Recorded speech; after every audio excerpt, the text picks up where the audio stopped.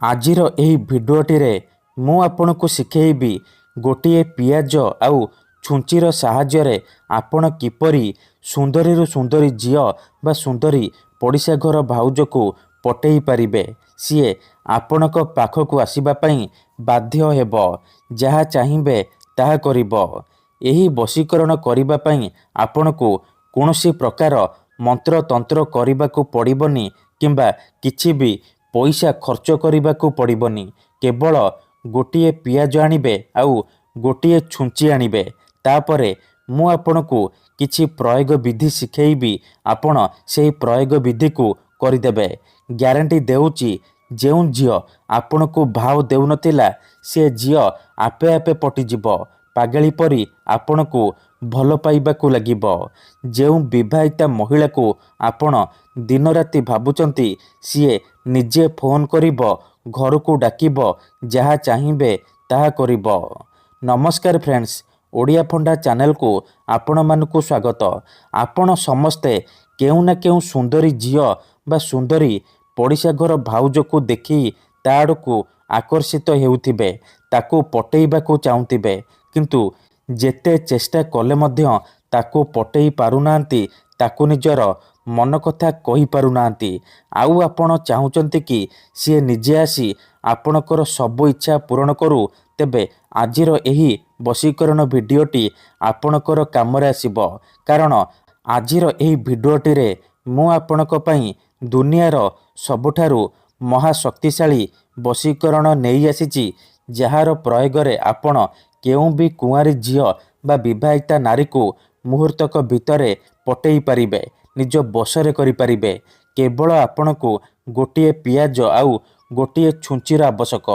ହଁ ଫ୍ରେଣ୍ଡସ୍, ଠିକ୍ ଶୁଣିଲେ, ଗୋଟିଏ ପିଆଜ ଆଉ ଛୁଞ୍ଚିର ସାହାଯ୍ୟରେ ଆପଣ କାହାକୁ ବି ନିଜର ଗୁଲାମ କରିପାରିବେ, ନିଜ ଇସାରାରେ ନଚେଇ ପାରିବେ। ସେ ଝିଅ ହେଉ ବା ବିବାହିତା ଭାଉଜ ଆପଣଙ୍କ ପାଖକୁ ଆସିବା ପାଇଁ ବାଧ୍ୟ ହେବ। ଯାହା ଚାହିଁବେ ତାହା କରିବ। ଏହି ବଶୀକରଣ ଏତେ ଶକ୍ତିଶାଳୀ କି ଏହାର ପ୍ରୟୋଗ କେବେ ବି ଖାଲି ଯାଏନି। ଯିଏ ବି ପିଆଜର ଏହି ବଶୀକରଣ କରିଛି 100ରୁ 100% ସଫଳ ହେଇଛି। ବର୍ଷ ବର୍ଷ ଧରି ଭାଙ୍ଗି ଯାଇଥିବା ପୁରୁଣା ପ୍ରେମକୁ ଫେରାଇ ଆଣିପାରିଛି। ଶାଶୁ, ନଣନ୍ଦ, ଦିଅର, ଭାଉଜ କାହାକୁ ବି ନିଜ ବଶରେ କରି ତାଠାରୁ ନିଜର ମନ ଚାହୁଁଥିବା କାମ ହାସଲ କରିପାରିଛି। ତେଣୁ ଆପଣ ବି ମୋ କଥା ମାନି ଗୋଟିଏ ପିଆଜ ଆଉ ଛୁଞ୍ଚି ଆଣି ଆଜିର ଏହି ବଶୀକରଣ କରିଦିଅନ୍ତୁ। ତାପରେ ଦେଖିବେ କିପରି ଯେମିତି ଆପଣ ଏପଟେ ଏହି ବଶୀକରଣ କରିବେ, ସେପଟେ ସେ ଝିଅ ହେଉ ବା ସୁନ୍ଦରୀ ଭାଉଜ ଛଟପଟ ହେଇ ଉଠିବ। ଯେପର୍ଯ୍ୟନ୍ତ ଆପଣଙ୍କ ପାଖକୁ ଆସିନି, ଆପଣଙ୍କ ସହିତ ସମ୍ପର୍କ ରଖିନି, ସିଏ ଖାଲି ଛଟପଟ ହେବ। ତେବେ ଏହି ବଶୀକରଣ କରିବା ସବୁଠାରୁ ସହଜ। ଏହାକୁ ଆପଣ କିପରି କରିବେ, କେମିତି କରିବେ, ଏହାର ପ୍ରୟୋଗ ବିଧି କ'ଣ, ମୁଁ ଆପଣଙ୍କୁ ଶିଖେଇବି।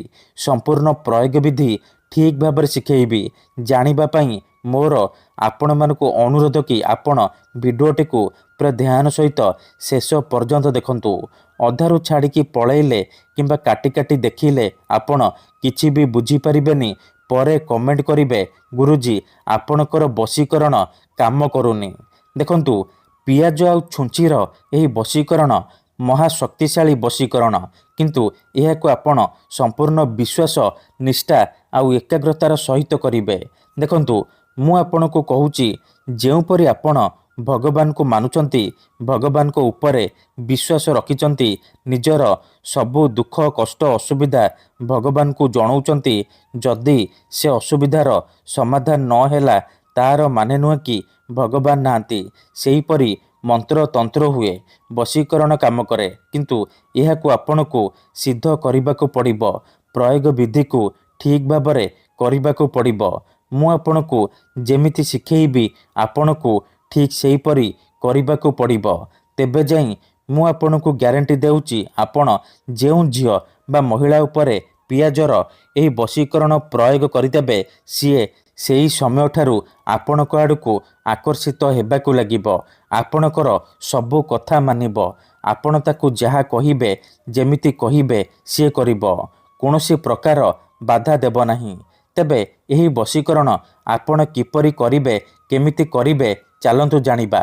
विधिटी जानिबा पूर्वरु जदि आपण आम चैनल को प्रथम थर आसीचंती तेबे दयाकरी चैनल को सब्सक्राइब करी पाखरे थिबा बेल आइकन को मध्य दबाई दियंतु जहाद्वारा आमे जेउ भी वीडियो अपलोड करिबु सर्वप्रथमे आपण देखिपारिबे आउ तार लाभ पाई परिबे। तेबे चलंतु जानिबा एही वशीकरण आपण किपरि करिबे। मने रखंतु एही वशीकरण विधि को आपण केवल शुक्रवार दिन करिपारिबे। रातिरे सोइबा पूर्वरु करिबे।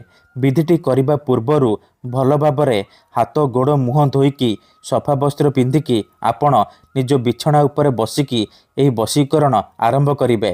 मने रखंतु एही वशीकरण हेउची मुस्लिम वशीकरण।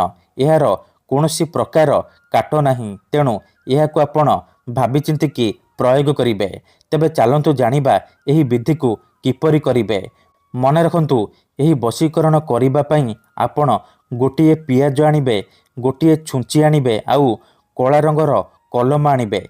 एतिकी जिनिस आनी सारिबा परे निजर सोइबा बिछଣା उपरे आपण बसी पड़िबे। ध्यान रखिबे जेमिति आपणकु केही देखिबेनी किंबा अधारु डाकिबेनी। तापरे आपण कोन करिबे, पियाज उपरे सेई झियो बा स्त्रीर नाम लिखिबे जहाकु आपण बसरे करिबाकु चाहुचंती।